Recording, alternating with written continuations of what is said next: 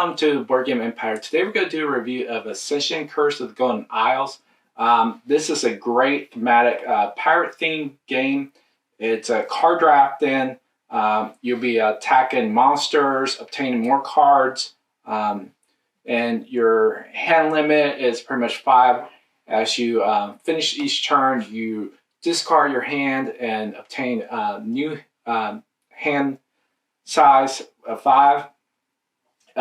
You'll be collecting gems, and that's pretty much how you determine at the end game. Once all those are depleted, the game ends. You're moving your ship across the sea, and then there's also a boss that keeps going around, and he'll take your crews. The ships, it informs you of how many people you have in your crew.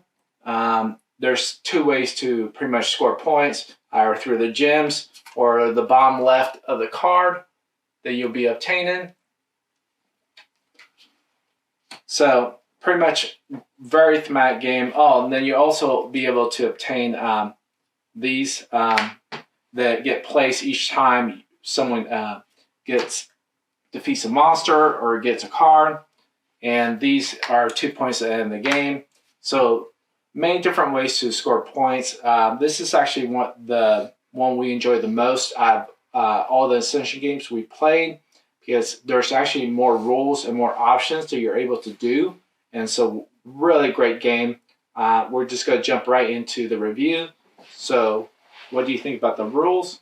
I think that the rules were good, but there is one problem, is that in fact or frequently asked questions, which normally not a lot of people look, I would assume, it tells you that you can get, like, no matter where your ship is, you can claim any of the cards to buy any of the cards or defeat a monster. And it didn't say that in the area of the rulebook, and we did that one even in our playthrough video that we did.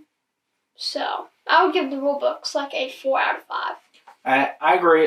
There's that rule was in the FAQ. It should have been implemented into the actual rule where it talks about the how you obtain cards and everything.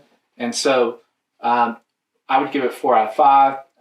We did figure it out within like 5-10 minutes in our playthrough, but just the fact that it's in the FAQ and not the actual rules, that's what hindered the 4 out of 5. But okay, what did you think about the components? I like the components a lot. I like the ghost pirate. I like the individual ships. I also like the art on the cards. And another really cool thing is these red little things. Gems that are worth 5, and the white ones which are worth 1. And another thing that we like are the 2 treasure bags. I like these a lot. So I would give the components like a 4.5 out of 5. And I agree with that. For different factors. I think the card quality could have been better. They just, they're good, but they're not, I would have to sleeve them and everything for them to last long. Also, the pirate ships, the actual trackers move extremely easy. And so a lot of times when we're playing, they would move, and that just was a little bit annoying. But everything else is just great quality. Love the bags. Love the little tokens. I wish that they had like metal ones that you could buy. That'd be pretty cool. So it would be more themed with the actual pirate. I can see that happening. So overall, the component quality, I would give 4 out of 5. What did you think about the overall experience? Our family had a good experience in this game, especially another thing that made the experience better is because we knew this game would be good, because all the past Ascensions have been really good, and our family just really liked the variability in the cards and the take that aspect of this game. So I think the experience would be 5 out of 5. We were very impressed with this Ascension game. I agree, 5 out of 5. There was many take that. Besides the cards, you can actually raid in this game, whereas the previous games we weren't able to do that. And so it was, like I said before, it implements a lot more mechanic that you actually could do. And so it gives it more of a challenge and makes it more fresh. And like I said, this is our favorite Ascension game, just simply because there are more mechanics and more options. So 5 out of 5 in the experience. What did you think about the mechanics? Oh, I think the mechanics are awesome. I like how you move the ship, and also like the crew feature when you're right next to the card. Another thing I like are treasure tokens. And the ghost pirate boss is another cool touch, so you don't want to be inside the same area. But my favorite part of the mechanics is the take that, and especially the raiding. You can raid one of the treasures if you're on the same space as a player, and that's a really good way to win the game. I would say the mechanics are like a 5 out of 5.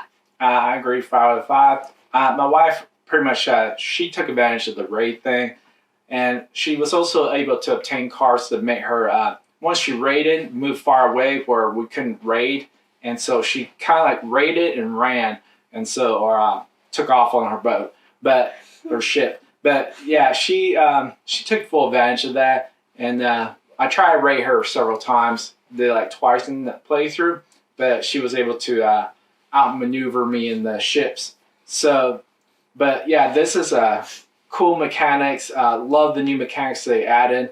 Hope they have an expansion for this game or the metal coins, like I said before. We would definitely get it because this is a phenomenal game. So, but 5 out of 5 in the mechanics. What do you think about replayability? This game is extremely replayable, I feel, because there is so many different cards, and there's so many different strategies that you can go to win. Like, our first game we played was completely different from the last game. The first game was over in like 30 minutes, but the game that we played on the playthrough took like over an hour, and there's a lot more competitive. So this game, I think, has a 4 on the replayability. There's definitely a lot of replayability value, but I would like to see an expansion that maybe adds like more cards. Yeah. So I agree. The replayability, I would give it a little higher. I would give it like a 5 or 4.5. Expansion that implements like some more cards, some more ship maybe movements or things that you could do. There are cards that actually allow that though, but highly replayable, phenomenal game.